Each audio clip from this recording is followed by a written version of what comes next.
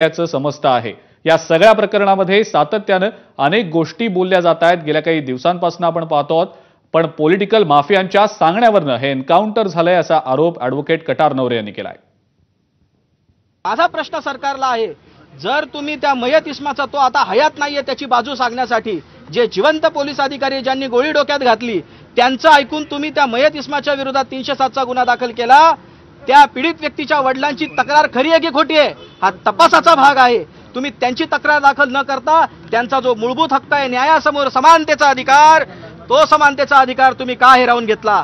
त्या समानतेच्या अधिकाराच्या उपयोगात तुम्ही अडथळा निर्माण का केला हा माझा सरकारला सवाल आहे। माझा वकिलीचा अनुभव असं सांगतोय, या फक्त फांट्यात ज्या पोलीस या पॉलिटिकल माफियांच्या सांगण्यावरून सत्ताधाऱ्यांच्या सांगण्यावरूनच हा गुन्हा घडण्याची शक्यता आहे। ज्या व्हॅनमध्ये हा एन्काउंटर करण्यात आला त्याचं देखील व्हिडिओ प्रिझर्व्ह करण्यात आलेले आहे। आणि सगळ्यात महत्त्वाचं म्हणजे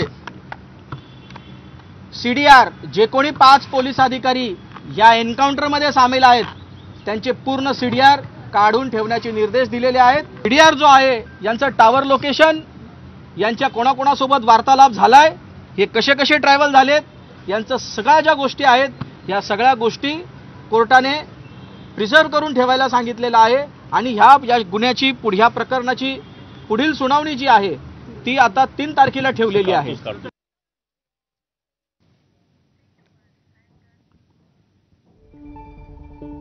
पुढची बातमी बघूया। पुरावे नष्ट होऊ नये म्हणून मृतदेह पुरणार असल्याचं आता अक्षय शिंदेच्या वडिलांच्या वकिलांनी माहिती देताना सांगितलंय। अक्षयच्या मृतदेहाचं दहन केलं जाणार नाही तर मृतदेह पुरला जाईल असं ॲडव्होकेट कटार नवरे यांनी सांगितलेलं आहे। अमेय राणे आपले प्रतिनिधी या संदर्भातली अधिक माहिती आपल्याला देत आहेत। अमेय, जसं त्यांचे वकील इथं माध्यमांना सांगतायत की पुरावे नष्ट झालेले आहेत, परंतु जे पुरावे आता आहेत त्यावर आमची केस आणि पुढचा जो कारवाईचा भाग आहे तो अवलंबून असणार आहे। त्यामुळे कुठेतरी अक्षय शिंदे याच्या शरीराला आम्ही अंत्यसंस्कार करताना त्याचं दहन करणार नाही आहोत, तर आम्ही त्याला पुरणार आहोत असं त्यांनी स्पष्ट केलेलं आहे। जेणेकरून जर भविष्यात आणखीन या संदर्भात काही पुराव्यांची गरज लागली तर अक्षयचा मृतदेह पुन्हा काढता येईल असं त्यांचा मनोदय आहे आणि ती भावना त्यांनी व्यक्त करून दाखवली आहे। अक्षयच्या वडिलांशी सुद्धा माझं कोर्टाच्या बाहेर बोलणं झालं तेव्हा त्यांनी सुद्धा हेच सांगितलं की आमच्या मुलाला आम्हाला न्याय मिळवून द्यायचा आहे, त्यासाठी आमचा हा प्रयत्न आहे की त्याचा मृतदेह जो आहे तो शक्य तितका वेळ आम्ही जपून ठेवू, म्हणूनच आम्ही त्याचं दहन करणार नाही आहोत, तर आम्ही त्याला पुरणार आहोत। मात्र ती पुरण्यासाठी सुद्धा आम्हाला जागा उपलब्ध होत नाही अशी तक्रार त्यांनी कोर्टाकडे केली। तेव्हा राज्य सरकार आणि सरकारी वकिलांतर्फे कोर्टाला हे आश्वासन देण्यात आलं की आम्ही स्थानिक प्रशासन म्हणजे पालिका प्रशासनाशी बोलून अक्षय शिंदे हा जो आरोपी आहे बदलापूर प्रकरणातला त्याच्या अंत्यविधीसाठी आम्ही त्याच्या पालकांच्या इच्छेप्रमाणे जागा जी आहे ती उपलब्ध करून देऊ आणि त्यानंतर त्याचे अंतिम संस्कार केले जातील। ठीक आहे अमेय, आणखीन कोणकोणते असे मुद्दे आहेत की जे ॲडव्होकेट कटार नवरे यांनी माध्यमांशी बोलताना मांडले आणि कदाचित ते पुढच्या सुनावणीच्या अनुषंगाने महत्त्वाचे ठरू शकतात?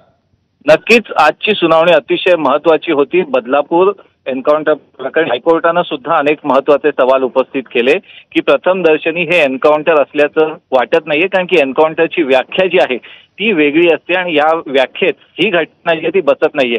त्यामुळेच नेमकी अक्षय शिंदेवरती गोळी कुठून झाडली, ती किती अंतरावरनं झाडली, ती शरीराच्या कुठल्या भागात लागली आणि कुठल्या भागात बाहेर पडली, यावरून नेमकं त्या व्हॅनमध्ये काय घडलं होतं हा घटनाक्रम समजण्यास सोपं त्याचं एक आपल्याला चित्रीकरण उभं करता येईल। त्यामुळे फॉरेन्सिकचा अहवाल महत्त्वाचा राहील। त्याचबरोबर पोलिसांचे सीडीआर सुद्धा जर पोलिसांना कुणी निर्देश देत होता आणि त्यांच्या निर्देशानुसार हे हत्याकांड झालंय असा कुटुंबियांचा आरोप आहे, तर त्यामागचे सूत्रधार कोण होते हे सीडीआर मधनं स्पष्ट होईल। या सगळ्या गोष्टी पुढच्या आठवड्यातल्या सुनावणीत म्हणजे पुढच्या सुनावणीच्या अनुषंगाने सुद्धा काही महत्त्वाचे मुद्दे त्यांना जे वाटतायत त्यांनी ते मांडलेले आहेत। अमेय, धन्यवाद आपण जी माहिती दिलीत त्याबद्दल। तर अक्षय शिंदेचे अंत्यसंस्कार बदलापुरात होऊ देणार नाही अशी आता मांजर्ली स्मशानभूमी परिसरातल्या नागरिकांनी भावना व्यक्त केलेली आहे। ज्यानं आमच्या चिमुकल्यांवर अत्याचार केले त्याचे अंत्यसंस्कार इतर कुठेही करा, पण बदलापूरमध्ये आम्ही हे होऊ देणार नाही अशी भावना या सगळ्या नागरिकांनी आता मांडलेली आहे। छोट्या चिमुकलीच्यावर जरी अमानुष अत्याचार केला